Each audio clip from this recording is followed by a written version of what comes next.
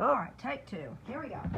What I was trying to show you is, come here, kids. Hey, hey, hey. They smell what I did with the adults, so I may have to make this into, come on, good time, yum. Come on. Good time, yum, yum. All right, this is raw. Come here, little bug. Do you know what to do with this? Do I have to teach you what to do with this? Hey, hey, hey. Hey, hey, hey. What have I got there? What have I got there, huh? That's a piece of raw. Now this is a back. Come here. Hey, hey, I'm missing a dog. Michael, will you bring me that dog? He just stole Shotzi's. I'm going to have to get, oh dear. What they do is they will tend to. Yep, that dog, honey, the puppy. I'm trying to get the puppy. Just stole Shotzi's. And he needs to, okay, he's fine. All right, look, drop him right here. I'm trying to show that these dogs don't have to be taught how to do it. And this is Shotzi. Even our tiny little Shih Tzu does this.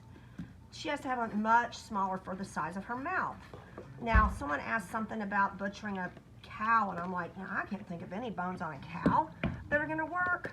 They don't take down the size of prey for the cow for these puppies. They would have to be much smaller. So, unless you plan on doing a whole lot of breaking bones, I'm just not sure. There's not a thing on that. But what I'm going to do is I'm going to show you what, like, here's little orange girl. I have to do this a lot of times in front of people. But here she is. Orange girl's just chowing down on the back right there. It's raw, okay? And they know exactly what to do. This is what they do. I wish I could get both of them in one shot, but they tend to act very solitary whenever they are eating raw. They do it in the same room, but the rule is to be not to lose your bone, because they will get upset and fight and steal. So, that's how it works. I'm going to show you how they down the whole thing. Now, this did happen today with one of our Doodle family members, and I had such a day I couldn't really keep up with it very much. But I think the thing is for you to understand is that the bones are what it's all about. If they don't get the bones, they're not getting what they need. Sorry, I'm trying so hard to get this set up so y'all can just see it on that level. But you can see that they have dry food. They don't want it. They want this. Earlier they were eating the dry food, but as soon as we put this out, now this one's struggling with the size of that. You see his daddy just got it. He just pilfered it. Oh, now he's upset. Now it's on. Now he's going to try to steal from his brother. Yeah, we're going to have to go figure out. So maybe on the smaller ones, I like the size of chicken wing tips. So what we basically get from that little interaction is he's willing to keep fighting for it. But I'm going to have to try to find something that'll work for his mouth. It right, oh yeah, I know what I did with it. It's right here. But this is the size I'm using right here. Okay, I just wanted to show you guys this. And I think that, here, come here. Hey, orange girl, here. Okay, we're gonna see how she does here with this one. They usually keep chewing at it until they get through it, like he is right there. You see how NASCAR is doing that? But I just wanted to see how resistant he is to me. When you hear stories about don't ever try to bother a dog with a bone, that's why. They go into kind of like this mode, and they are absolutely becoming satiated by something that is really perfect, you know, for them right there. Perfect for them in every way. They just really need the bones, and they need it all. And this is where I try to say, no, it's not something to worry about. They're supposed to eat the whole thing. Now, most of my family kind of knows this. They've been watching my videos. But I really do want y'all to see in action. This is what we do all the time. These are just 8-week-old puppies. We've done this with 6-week-old puppies. Here's a Shih Tzu right here. She's looking for another chance because she just ate hers. So she has that tiny little mouth that they bred down.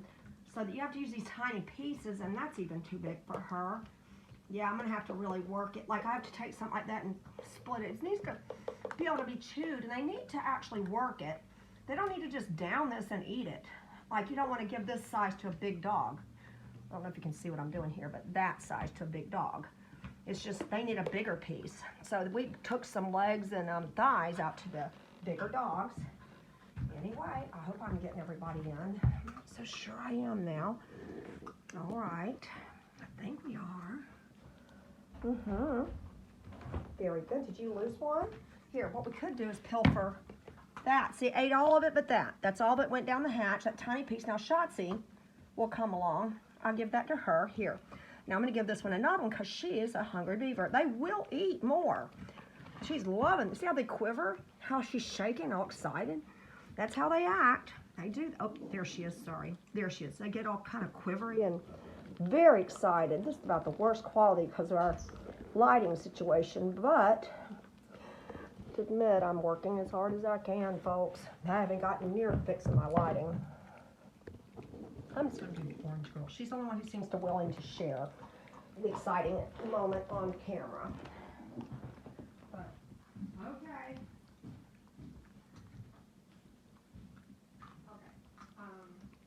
The little beavers now, we can put theirs in a different container. Maybe this size. Size is that one.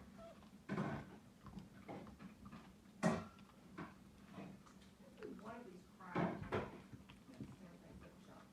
Alright, so the little guys can put I've already been putting the log here. I'm just going that's fine. So just lay it all together. That's fine.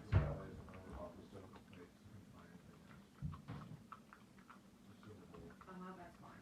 Okay.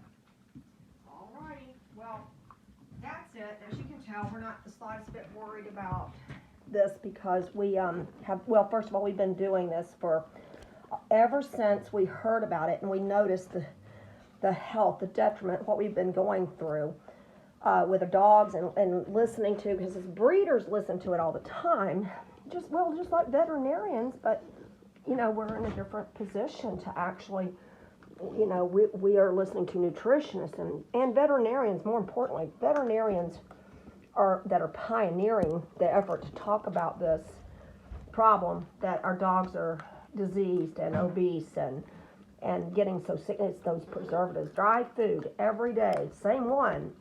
Some people brag about it. They literally brag about it. Like, oh wow, this is something I'm proud of.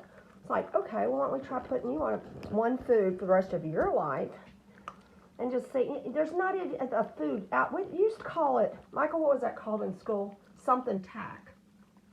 The Civil War soldiers. Anyway, they got sick of it. Anyway, it's hardtack's what they called it.